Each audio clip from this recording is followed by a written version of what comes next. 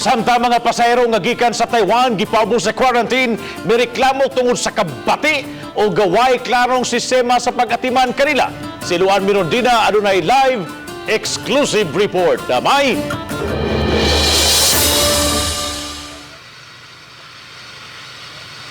Bob, sukad kagahapon wala pa mahimutang kining mga Filipino tourist nga gikan sa Taiwan nga kasamtangang gipahimutang karon niining facility dinhi sa Barangay Apas alang sa 14 ka adlaw nga quarantine.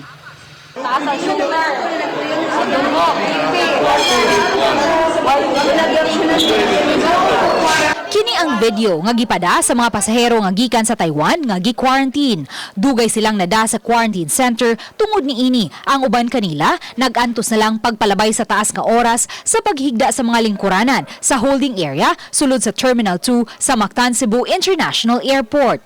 Dugay pa silang nakakaon kay way klaro kung si kinsa ang mupakaon kanila.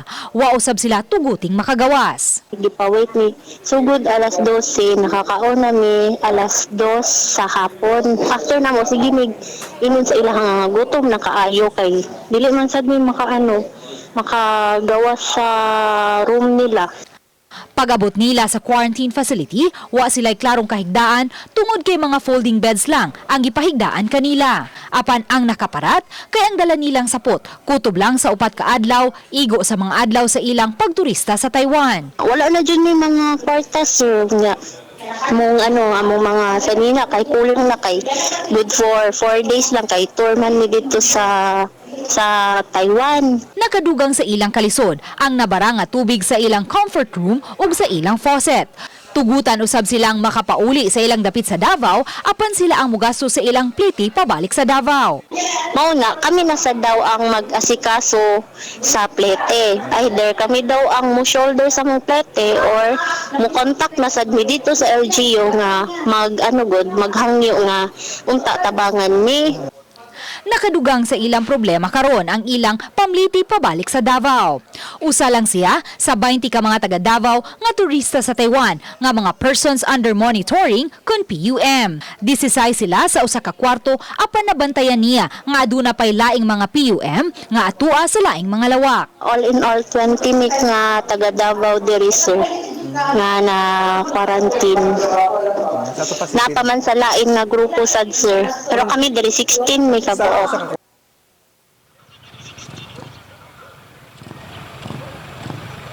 Bob, sa pagkakaroon, matod sa DOH, aduna na 30 ka mga PUM kon persons under monitoring sulod ni ining quarantine facility dinhi sa Barangay Apas. Ug karon lang yung hapon, atong nahinabi ang usa sa mga PUM pinaagi sa telepono nga matod niya nakadungog kuno siya og plano nga ibalhin sila sa laing quarantine facility nga nahimutang sa Pinamungahan apan ilang gipadayag nga matod pa lisod kini alang kanila kay gipangkapoy pa sila sa ilang biyahe gikan sa Taiwan o may kauban usab silang tulo ka mga senior citizen.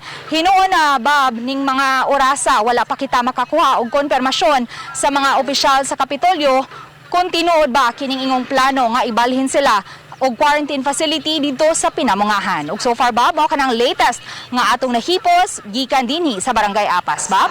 May gamay lang. Diha sa imong background na ay gate.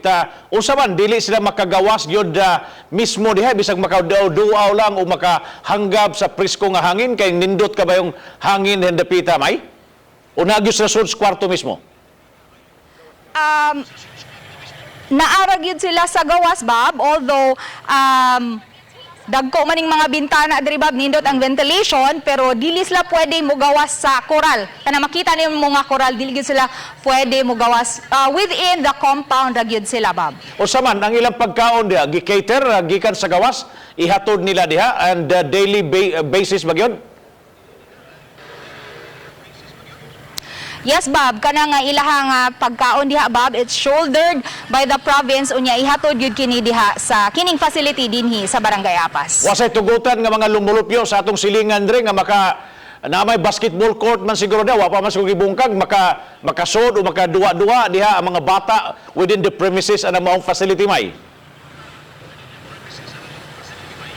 Atong naobserbaran karon Bob no nga normal ra gihapon ang sitwasyon sa mga tao dinhi napay nagduwa-duwa diri sa gawas sa compound. Murag wala man kitay nakita no nga naabay kahadlok nga gipakita sa mga mulupyo dire kay normal ra gihapon ang dagan sa ilang kinabuhi dire na nagduwa-duwa na uban na ninda kay matud pa gipasaligan man sila sa DOH nga ang tanang anaa sulod diri sa facility mga PUM kon persons under monitoring ug wa kini kakita og mga sintomas sa COVID. Bob? Kaniadto wa pa namong building diditana na dia Mike may magabi daghang kay muso diha Valentine's dir ba ugma wa nay maka-date diha may.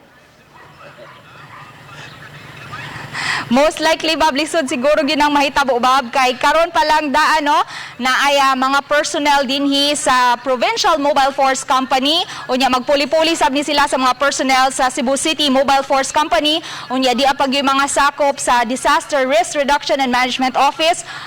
Daghang yung mga tao diri Bob so alang sa mga mag-date murag lisod siguro nga makahigayon sila or mahatagan sila og privacy ni ana. Bob? Thank you so much Luan Mirondina sa imong live update.